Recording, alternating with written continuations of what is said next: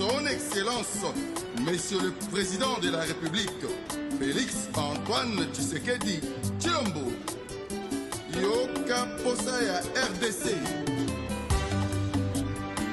Mama Denise Nyakeloe, Simba Papa na Malinga, Mupwa Tomboro, Fatiko Silikate Toye Kosengana yo, Salela Biso Manda Mosusue, Fati Beton Mokonzi Amboko yo Congo Fati Beton Président des pères et des mères, Fatiko Kende Te Toza Kosengana yo, Salela Biso Manda Mosusue, Fati Beton Mokonzi Amboko yo RDC, Fati Beton président des pères et des mères.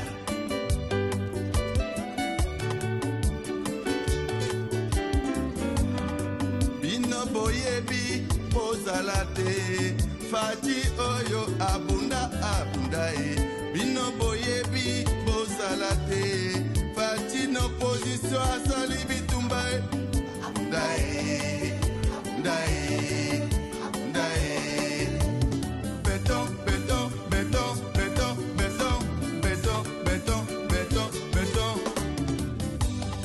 Fatiko Silika. Oui, eza biso bana salongo toyaki kovote ngai wabino jamola nayaki kovote nayaki na choix te balobi vote utile et juste. Alors balobi so oza no mwana mboka te atolati mapapu atopumbwaka mama zobazoba olobi ni maabomengo bon ese nayebi vote na Italie lipati na ngai toto vote devosa ya kovote est-ce que josko so vote babi il faut que voter et ça devoir civique et patriotique. Vraiment makambo yo Fati oluki makambo bien Fati be oluki makambo mepwani osangisi bato na poto nzambe bato balingi okende te baluka na toto na bato baboyi okende bato bavote me balingi okende te. Vraiment plaisir ya trop oyo eza likambo mabele toyeti na bakamera po tosekisa baimage.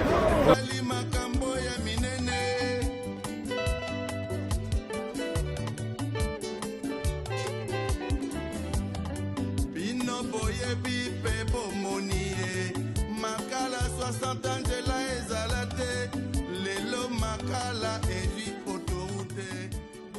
Message Zanine. Pour la première fois en France, c'est l'équipe.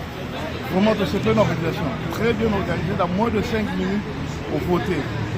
Vraiment, on remercie vraiment le gouvernement pour cette organisation. C'est une première. Donc nous, la diaspora, on est très très contents. Vraiment, que tout change encore davantage.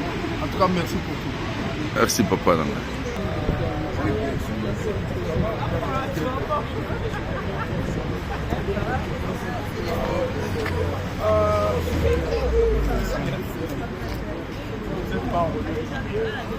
Moi-même, je sais pas, je sais pas.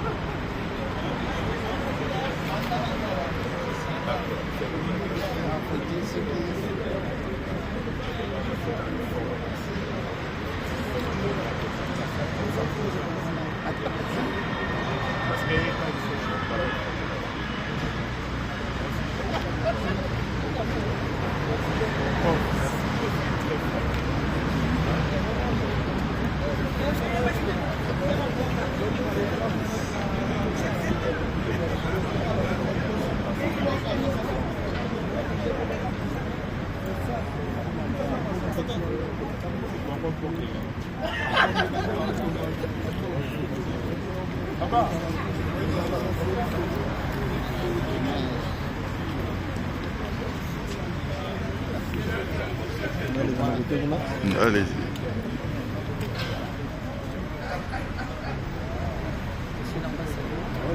Oui. Je l'ai vu hier, moi j'étais dans son bureau, j'ai eu des chances. Ah,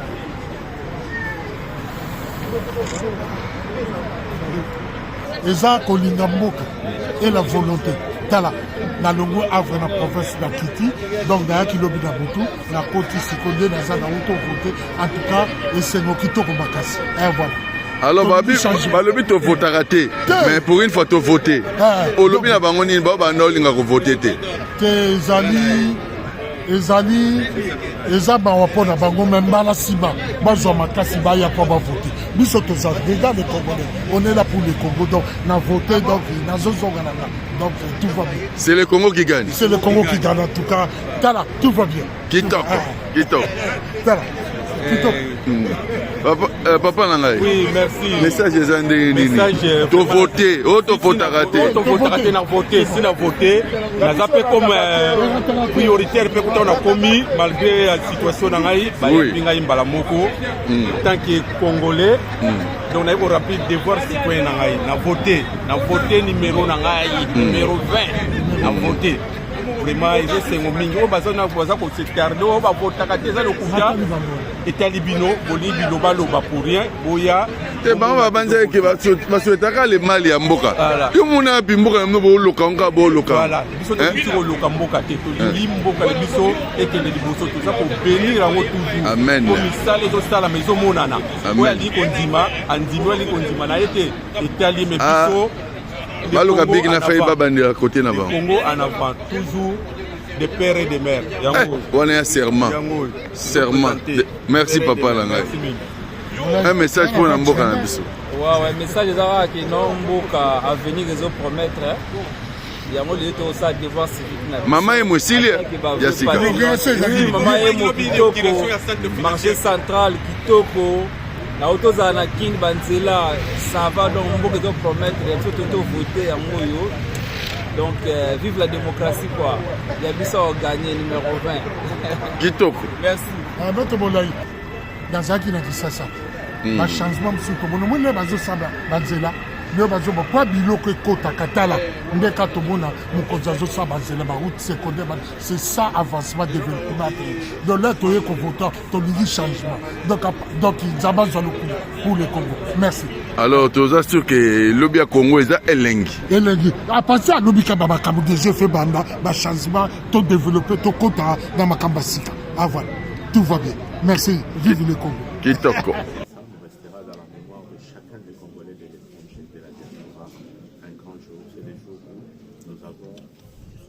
Avec nos compatriotes au pays, participer à cet acte démocratique, du choix démocratique, c'est-à-dire participer à l'élection, au choix de celui qui va prendre, à qui nous allons transférer la destinée de notre pays et qui va l'exercer au nom de nous tous les Congolais. Donc c'est un jour historique et c'est un privilège pour moi. Je bénis Dieu et je remercie aussi l'autorité suprême qui m'a conféré justement ce privilège d'être ici comme ambassadeur de France et j'en suis fier. Vous savez, la France c'est le pays de ma jeunesse et donc retourner en France ici pour être au service de mes compatriotes congolais dont je connais des jours comme la nuit, nos problématiques, nos difficultés, nos conditions de vie. Je suis très heureux qu'il y ait un grand engouement, qu'il y ait une grande mobilisation autour de cette élection. Je crois que cette élection fera date dans l'histoire de toutes les élections qui se sont déroulées en République démocratique. On dit toujours qui commence bien finit bien et nous pensons que ce qui vient de bien commencer se terminera dans le monde. Merci. Ahora sí que mensaje na pepe congolais bana kini boki basala yere mala mo mboka nsekendaki mwana mboka ye asali baki mboka na ofena ndongo tena yo na message na pesa na boki na ko to yere mboka la so président Fachi nga so na côté yo pour na discours na yo ya nchini ko ba kike so kaka mabiki ko panza wanda akota zama iloko na kutule ya mwana bango ko tikisa bango to sa ba congolais ça fait un peu plus casse donc bakanda ba étranger peuple congolais pour ça la message na pesa. Merci beaucoup. Merci. Na sepeli eza kitoko poze la seketo za bana mboka photo voter biso pe to pesa choix na biso pona mokonzi na biso oto lingi akamba biso. Alors, ça fait longtemps na poto ba vote raté.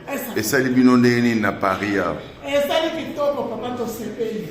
To sepeli vraiment ezali kamoka kitoko po biso pe bana mboka to bana ko voter. Moni po ezali malamu mingi po na biso to sepeli yango. Merci maman Bana. Apambola peli. bapesi biso occasion na to voter tokoza na badivergence baconvergence kazina ndenge ya politique kasi maintenant esali devoir toya to répondre soki okovote oza na moto oyo okovote kasi meyaka orépondre na devoir na yo civique ngai nasali ya ngai naye na répondre devoir na ngai civique le matin na sikoyo nazokende kosala mosala na ngai nazali tranquille epesi ngai kaka baminute misato mine mpona kovote. Merci beaucoup. Précisément à Paris. Nous sommes le 20 décembre 2023. Jour il y a vote pour la prochain garant de la nation pour 5 ans. Alors, impression na yope okoki koloba banderoni pour Katolanda. Bonjour. Impression Nani Ezali, depuis que moi je suis née. Aujourd'hui j'ai 47 ans. Je n'ai jamais voté. C'est pour la première fois. Ça se voit qu'on est dans la bonne voie. Notre président Philippe Tshisekedi, il nous a fait faveur de voter en Europe, pas à Kinshasa.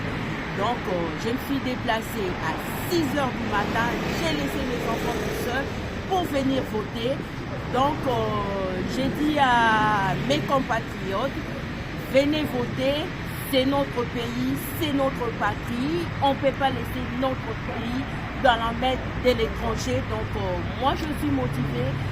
Ce qui se passe aujourd'hui dans le monde, il faut qu'on soutienne notre président, notre pays.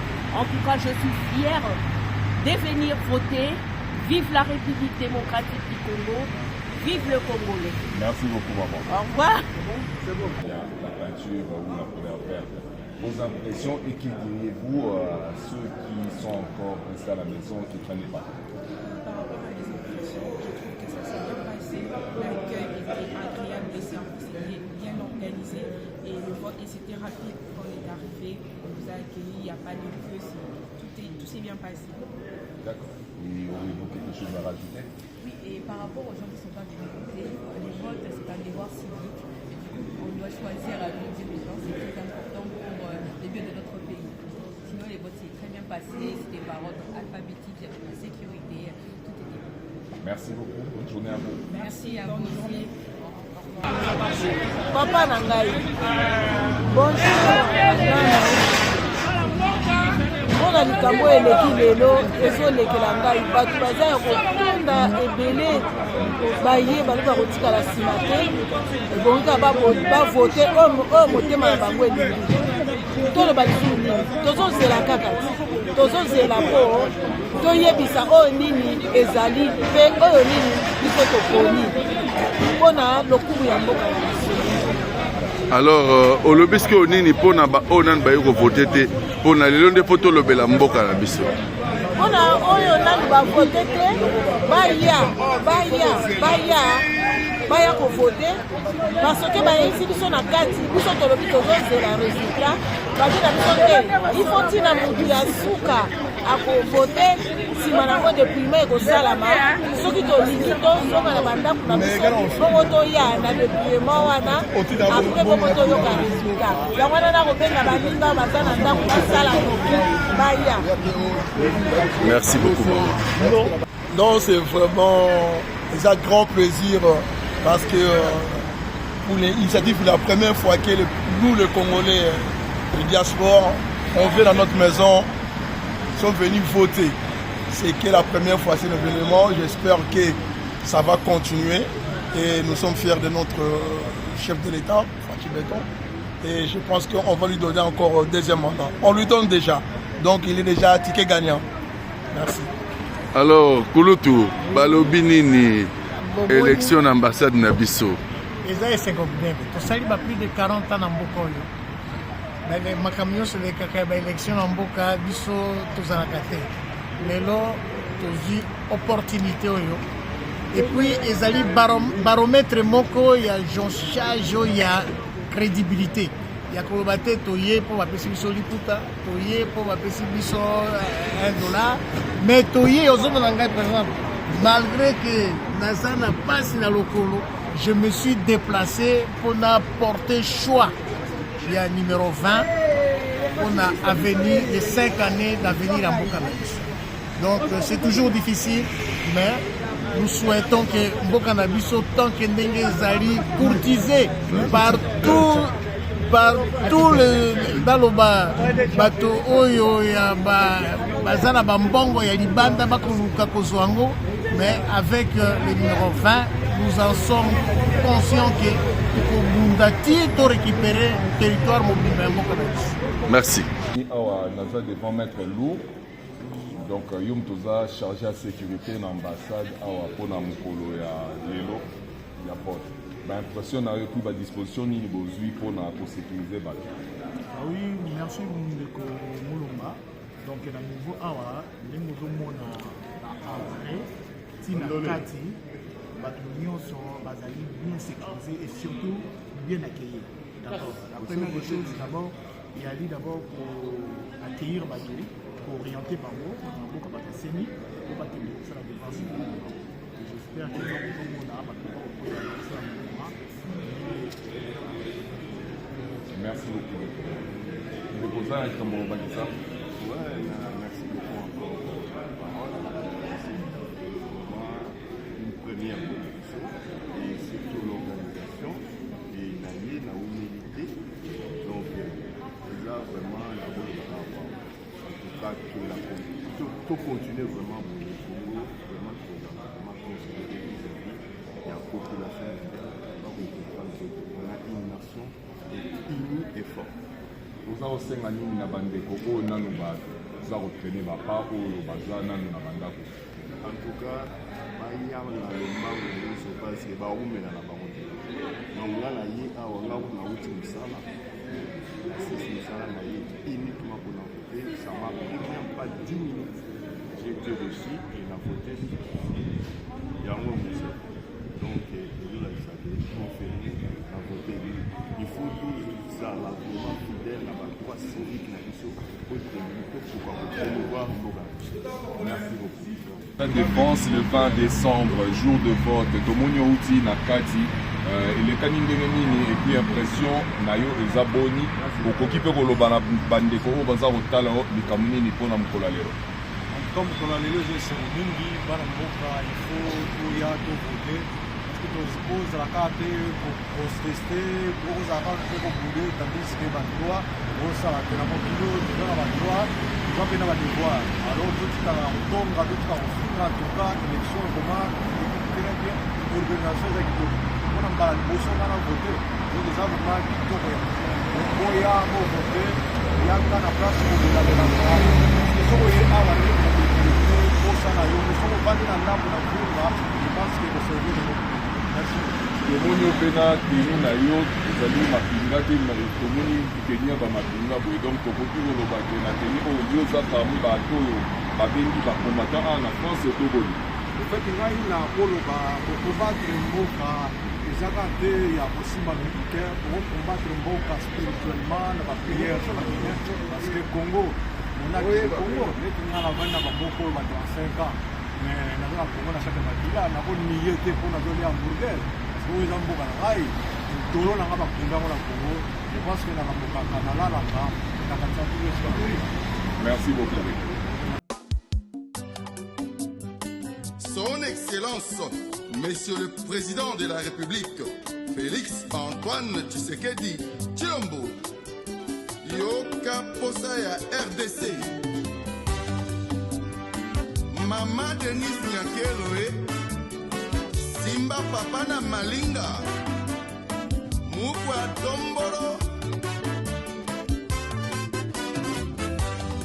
Fatiko Silikate Toye Kosengana yo, Salela Biso Manda Mosusue, Fati Beton Mokonzi Mboko yo Congo Fati Beton Président des pères et des mères, Fachiko Kende Toza Kosengana yo, Salela Biso Manda Mosusue, Fati Beton Mokonzi Mboko yo RDC,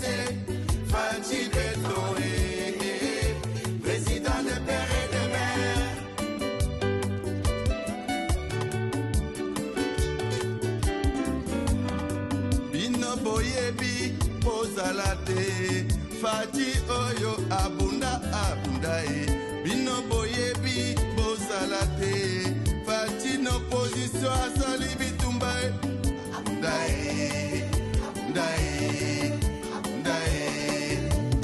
Béton, béton, béton, béton, béton, béton, béton, béton, béton Fachiko silikate do ekosenga na yo Salela biso mana mosusu Fachi béton Mokonzi ya mboko yo Kongo Fachi béton Président de père et de mère Fachiko kende te toza kosenga na yo Salela biso mana mosusu Fachi béton Mokonzi ya mboko yo RDC Fachi béton Président de père et de mère Bino boyebi bozala te Na bitumba Fachi ebanda na 12e mairie Ebimi na Congo eke na poto Abundi na bakombata ya mokili mobimba Fachi na biso alongi eleksio Asali makambo ya minene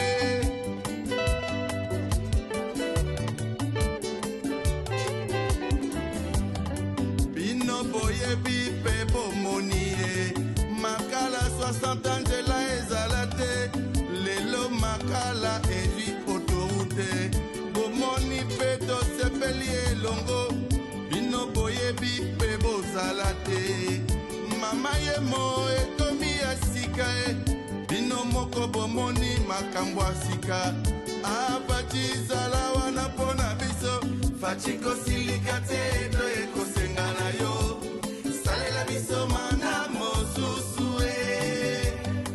Fachi béton Mokonzi ya mboko yo Kongo Fachi béton Président de père et de mère Fachi kokende te toza kosenga na yo Salela biso mana mosusu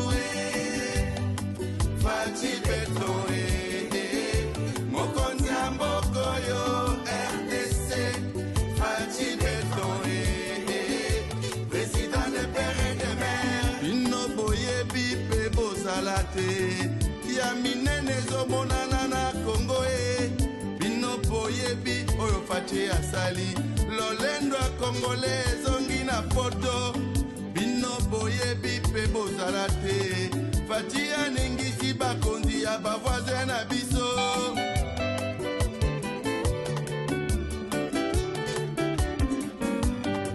Bino boyebi pe bomoni yango Kinshasa banzela ekomi ele Bino bomoni pe boyebi yango Nyonso Fachi azosala eza komonana Fachi kosilika te do ekosenga na yo Salela biso mana mosusu